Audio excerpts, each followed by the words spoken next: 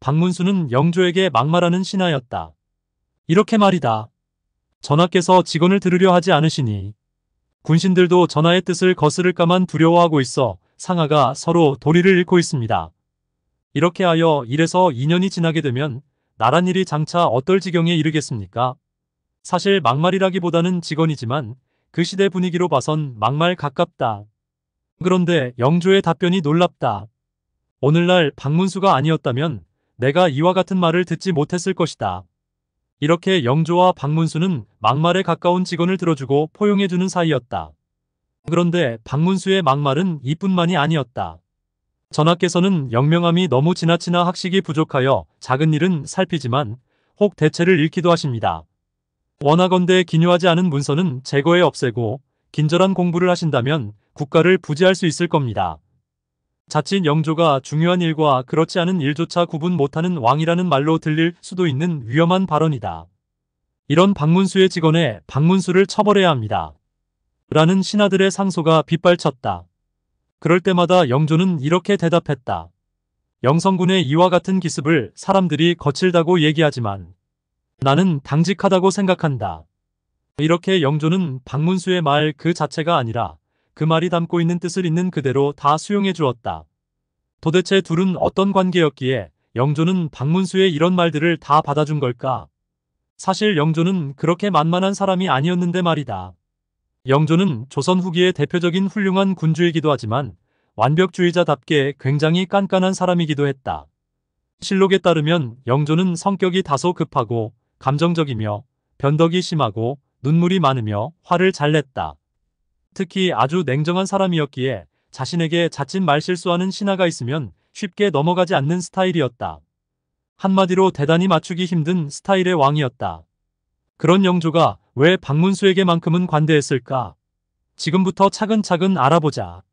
박문수는 암행어사로 유명한 사람이다. 그러나 박문수는 암행어사였던 적이 없다. 그냥 어사였다. 어사는 여러 종류가 있는데 암행어사는 자신의 신분을 숨기고 몰래 탐관오리들의 부정부패를 찾아내 왕에게 아뢰는 어사고, 보통의 어사는 공개적으로 왕의 명을 받아 파견되는 사람이었다. 주로 흉년이 들거나 백성들을 구휼해야 하는 상황이 발생했을 때 왕이 정말 신뢰하는 사람에게 어사의 직책을 내려 파견했다. 다시 말해 박문수는 어사의 직책은 받았지만 한 번도 암행어사였던 적은 없다. 그런데 박문수는 왜 암행어사의 대명사가 됐을까? 어사는 익숙지 않은 말이지만 암행어사는 너무나 익숙한 말이다. 또 백성들 처지에서는 암행어사가 출두하는 것이 더 통쾌한 일이었고 힘들 때마다 암행어사를 기다렸을 것이다. 박문수는 바로 그 암행어사처럼 백성들이 가장 구원을 바랄 때 나타나 그들의 편에서 일한 인물이었다. 그래서 박문수는 암행어사의 대명사가 된 것이다. 그럼 박문수는 어떻게 영조를 만났을까? 그 첫 만남은 영조의 세제 시절이었다. 영조는 경조의 동생이었으니 세자가 아니라 세제다. 그 시절 박문수는 33세에 과거에 합격하여 관직에 진출했고 제자의 관계로 처음 만났다.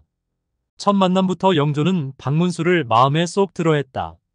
영조가 봤을 때 박문수는 굉장히 소탈했고 누군가에게 잘 보이려 하기보다 자기 생각을 있는 그대로 직언하는 사람이었기 때문이다. 그러니 훗날 왕위에 오른 후에도 영조는 박문수의 직언을 잘 받아주었던 거다. 영조가 박문수를 절대적으로 신뢰하게 된 계기가 있다. 영조는 경종 독살 의혹에 휩싸였는데 이 때문에 이인좌의 난이라는 대규모의 반란 사건이 일어났다. 이 반란을 진압하는 데 박문수의 역할이 매우 컸다. 박문수는 이인좌의 난 이후에도 경상도 지역의 민심을 안정시키기 위해 경상도에 남겠다고 했다. 이때부터 영조는 박문수를 절대적으로 신뢰하게 되었고 그에게 경상도 관찰사 직책을 내렸다.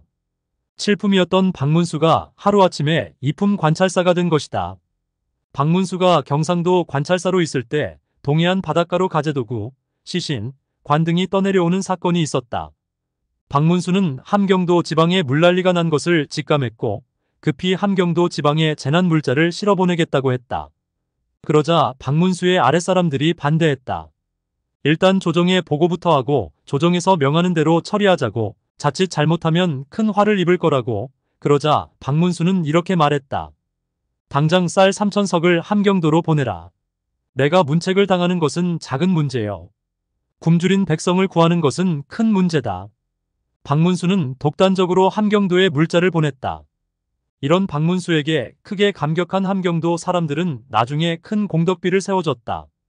박문수는 이처럼 자신의 안위보다 백성을 먼저 생각했던 사람이다. 삼남 지방의 어사로 파견되었을 때도 박문수는 똑같이 행동했다. 수재가 나고 또 흉년이 들자 백성들이 사람의 시체를 구워 먹었다는 말이 나올 정도로 어려운 상황이 닥쳤다. 그러자 박문수는 영조에게 이런 청을 올렸다. 제가 가진 곡식을 먼저 백성들에게 내어주었으나 턱없이 부족하니 조정대신들의 곡식을 징발하여 백성들에게 나눠주게 하소서. 이것을 분징지청이라 한다.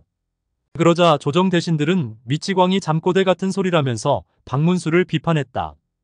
그러나 영조는 박문수의 청대로 백관의 녹봉을 모두 감하게 하여 백성을 구휼하는 데 썼다. 이렇게 영조는 박문수가 청하는 것은 무엇이든 들어주었다. 영조는 박문수가 개인의 이익이 아니라 백성을 위해 말하고 행동하고 있다는 걸 잘 알고 있었기 때문이다. 박문수는 영조의 군포 개혁도 도왔다. 군포는 군대 가는 대신에는 세금이다. 백성들에게는 군포가 큰 부담이었는데 양반들은 군포를 모두 피해갔다. 영조는 백성들의 군포 부담은 줄이고 양반들도 군포를 내게 하고 싶었다.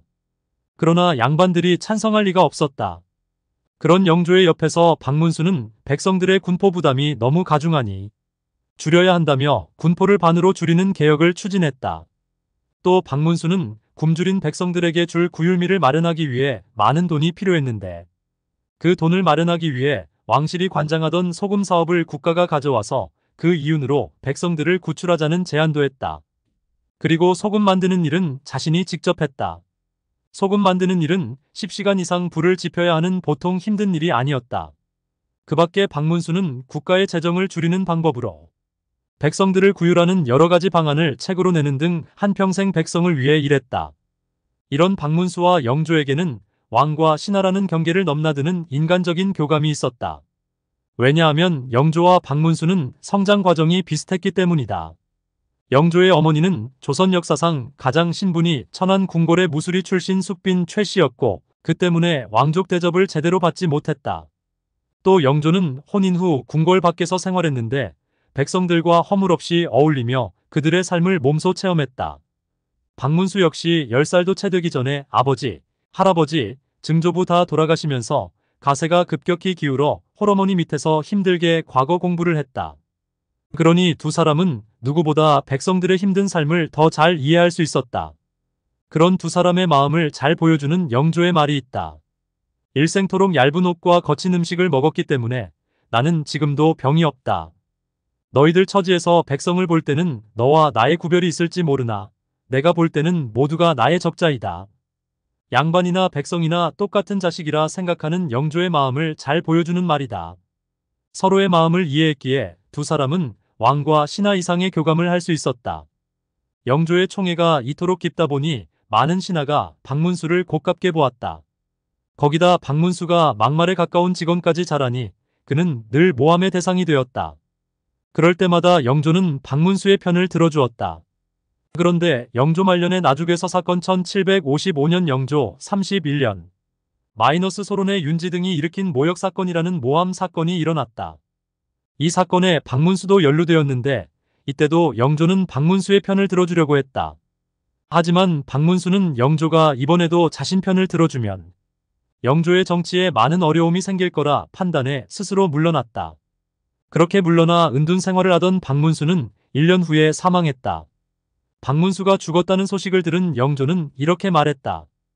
깊이 생각하고 널리 염려하여 일을 맡으면 반드시 효과를 거두니 백성들에게 국가가 있음을 알게 한 것이 바로 경이다. 마이너스 영조실록 영조 7년 7월 8일 영조의 이 말은 영조의 존재를 백성들에게 알려준 사람이 바로 박문수였다는 것을 의미한다. 그래서 영조는 박문수를 일컬어 박문수는 보검자루다 라고 말했다. 보검은 칼이고 자루는 손잡이다. 보통의 왕들은 반대로 표현한다. 신하가 칼이고 자신이 자루라고. 그런데 영조는 자신이 박문수의 칼이라고 표현한 것이다. 영조는 누구보다 박문수의 죽음을 슬퍼하며 큰 소리로 울었다. 그리고 박문수를 영의정에 추중하며 이렇게 말했다. 나의 마음을 아는 사람은 박문수이며 박문수의 마음을 아는 사람은 나였다. -0조실록 1756년 4월 24일